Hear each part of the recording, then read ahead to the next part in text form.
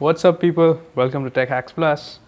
मैं हूं आपका होस्ट आदर्श और आज हम टेक टॉक्स के बारे में बात नहीं करेंगे। आज हम कुछ और बात करेंगे, लेकिन शायद ये जानना आपके लिए बहुत ज़रूरी है। ये वीडियो मेनली इनकॉग्निटो मोड के बारे में है, तो मैं थोड़ा सा ज्ञान देना चाहूँगा आप लोगों को।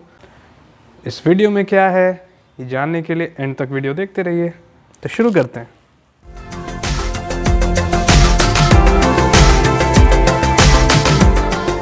इनकॉग्निटो मोड तो हम सब ने यूज़ किया होगा। एक बहुत अच्छा तरीका है अगर आप ऐसी वेबसाइट्स विज़िट करना चाहते हैं जिसका कोई ट्रैक आप किसी को नहीं दिखाना चाहते हैं। जैसे कि आप ऑफिस का काम कर रहे हैं और यूट्यूब खोल लिया, नेटफ्लिक्स खोल लिया, बहुत सारी चीज़ हैं जो आप इनकॉग्निटो मोड में करते हैं और आप काफ़ी खुश हो जाते हैं कि यार चलो ट्रैक तो कोई कर नहीं रहा है, तो कैसे पता चलेगा, किसी को कैसे भी पता चलेगा। मैं VPN ऑफ कर लूँगा, किसी को पता ही नहीं चलेगा मैं क्या कर रहा हूँ। तो क्या एक्चुअली में इनकॉग्निटो मोड आपको इतना सेफ बनाता है? इस वीडियो को आगे बढ़ाने से पहले मैं आपको DNS के बारे में बताना चाहूँगा। तो DNS का मतलब होता है डोमेन नेम सिस्टम। तो भैया अब ये डोमेन नेम सिस्टम क्या है? आप कोई भी वेबसाइट अगर विज़िट करते हैं, मान लीजिए आप youtube.com विज़िट कर रहे हैं, तो कंप्यूटर को समझ नहीं आता भैया youtube.com का क्या मतलब है। कंप्यूटर को बस नंबर समझ में आते हैं। तो youtube.com आपने इधर लिखा और कंप्यूटर ने उसको ट्रांसलेट कर दिया इसमें। तो ये ट्रांसलेशन कैसे हुई? तो अगर आप youtube.com अपने ब्राउज़र पे लिखते हो तो वो youtube.com एक एक्सटर्नल DNS सर्वर के पास जाता है, ये बोलने के लिए कि भैया इस बंदे ने youtube.com खोलने की मांग की है, तो इसको IP एड्रेस जो कि ट्रांसलेटेड है youtube.com से, एक वैल्यू जो कि सिर्फ कंप्यूटर समझ सकता है, वो वापस भेज देते हैं। इस IP एड्रेस की मदद से आप वो वेबसाइट विज़िट कर सकते हैं। लेकिन आपको ये पता नहीं चलता कि ये नेम रिजॉल्व होकर एक IP एड्रेस बन गया। ये काम डोमेन नेम सिस्टम का है, जो कि एक एक्सटर्नल सर्वर समझ लीजिए। एक्सटर्नल कोई मशीन है, उसके पास आप youtube.com लिख के भेजते हो, वो आपको IP एड्रेस वापस देता है और आप उस IP एड्रेस से youtube.com एक्सेस कर सकते हो। लेकिन आप जितने भी बार youtube.com ब्राउज़र पे लिखोगे, क्या ये हर बार एक्सटर्नल DNS सर्वर के पास जाएगा? काफ़ी कमबरसम लगता है, राइट? तो इसका क्या सोल्यूशन है? आपके कंप्यूटर में या फिर कोई भी डिवाइस हो, आपके टैबलेट, आपके फ़ोन में, सपोज़ मैं अपने कंप्यूटर पे youtube.com लिखता हूँ ब्राउज़र पे, मैंने इंटरनेट कनेक्ट कर लिया है और एक दिन के बाद PC ऑन किया, उसमें इंटरनेट कनेक्ट किया और youtube.com ब्राउज़र पे लिखा। इस केस में वो youtube.com एक्सटर्नल DNS के पास जाएगा और बोलेगा भैया youtube.com का IP एड्रेस बताओ, मुझे नहीं पता। DNS उसको IP एड्रेस दे देगा और फाइनली वो ट्रांसलेटेड IP एड्रेस से आप youtube.com एक्सेस कर सकते हो। उसके साथ ही youtube.com का IP एड्रेस जो अभी उसने रिट्रीव किया था एक्सटर्नल DNS से, वो उसको लोकल कैश में स्टोर कर लेगा। लोकल कैश में स्टोर करने का बहुत अच्छा ये फ़ायदा हो गया कि अगली बार अगर 5 मिनट बाद मैं youtube.com फिर से खोलता हूँ, ये तो वापस एक्सटर्नल DNS के पास नहीं जाएगा। वो लोकल DNS कैश में देखेगा कि भाई youtube.com का मतलब बताओ। अच्छा ये IP एड्रेस है, ग्रेट, मैं कहीं नहीं जा रहा, मुझे IP एड्रेस मिल चुका है, तो मैं आपका पेज बहुत फास्ट लोड करूँगा क्योंकि मैं एक्सटर्नल DNS के पास जा ही नहीं रहा हूँ।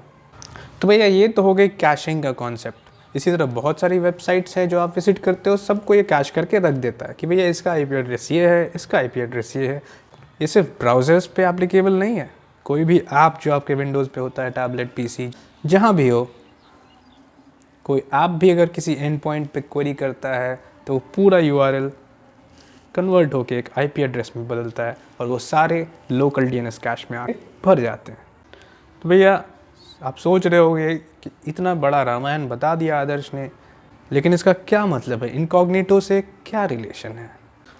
तो अगर आप सोच के देखते हो, मैं इनकॉग्निटो मोड खोलता हूँ और मैं कोई भी एड्रेस वहाँ टाइप करता हूँ, हो सकता है वो नई वेबसाइट हो, उस URL को एक IP एड्रेस में ट्रांसलेट होना ही पड़ेगा। तो वो एक्सटर्नल DNS के पास जाएगा, ट्रांसलेट करके लोकल DNS कैश में रख देगा। तो अगर आप इनकॉग्निटो मोड बंद भी करते हो, आपका ये लोकल DNS कैश अभी भी है। और अगर आपका एम्प्लॉयर चाहे, या अगर आप किसी डोमेन से कनेक्टेड हो, अगर आपका यूनिवर्सिटी का लैपटॉप है, या अगर आप कहीं काम करते हो, आपके एम्प्लॉयर का लैपटॉप है और आप ये सोचते हो कि मैंने इनकॉग्निटो में वो लाल वाला बटन क्रॉस का दबा तो दिया, एग्जिट तो कर दिया इनकॉग्निटो मोड, तो अब किसी को पता चलना ही नहीं मैंने कौन सी वेबसाइट्स खोली।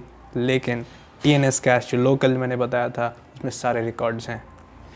बट इसका मतलब ये भी नहीं है कि वो हमेशा रहता है वहाँ। उसका एक पैरामीटर होता है, एक प्रॉपर्टी होती है हर एक रिकॉर्ड की, कि टाइम टू लिव जिसे बोलते हैं, कि कितने टाइम तक ये कैश्ड रहेगा। और अगर ये वेबसाइट एक IP एड्रेस में ट्रांसलेट होकर रखा हुआ है को आपका एडमिनिस्ट्रेटर एक्सेस कर सकता है जब चाहे, और उसको सब कुछ दिखेगा कि आपने नेटफ्लिक्स खोला हुआ है, आप अपने बैंक का काम कर रहे हो, आप कुछ और कर रहे हो, सब देख सकते हैं। तो इससे कैसे बचा जाए? पहली बात तो आप अपने बिजनेस लैपटॉप्स पे ऐसे काम करें ही नहीं। आप पर्सनल लैपटॉप पे यूट्यूब, नेटफ्लिक्स कुछ भी करिए। दूसरी चीज़ आती है कि अगर DNS कैश्ड है तो भैया इसको हटाएं कैसे, इसको कैसे देखें और हटाएं कैसे? तो सिंपल सा तरीका है, आप कमांड प्रॉम्प्ट खोलिए और उसमें लिखिए ipconfig /display DNS। इससे वो सारे रिकॉर्ड्स जिसकी मैं अभी बात कर रहा था वो आपके स्क्रीन पे होंगे और आपको दिखाएंगे कि कौन कौन सी वेबसाइट्स आपने विज़िट की हुई हैं, कौन कौन सी वेबसाइट से आपके कंप्यूटर ने कनेक्ट किया है और उसका करस्पॉन्डिंग IP एड्रेस क्या है। सारा ट्रांसलेशन वहीं रहेगा और हर एक रिकॉर्ड में आपको टाइम टू लिव भी दिखेगा कि कितने टाइम बाद वो एक्सपायर हो जाएगा वो रिकॉर्ड। बट अगर आप उन सारी रिकॉर्ड्स को क्लियर करना चाहते हैं तो आप सिंपल से कमांड है ipconfig /flush DNS ये लिख सकते हैं और इससे सारे रिकॉर्ड्स जो थे वहाँ सब क्लियर हो जाएंगे।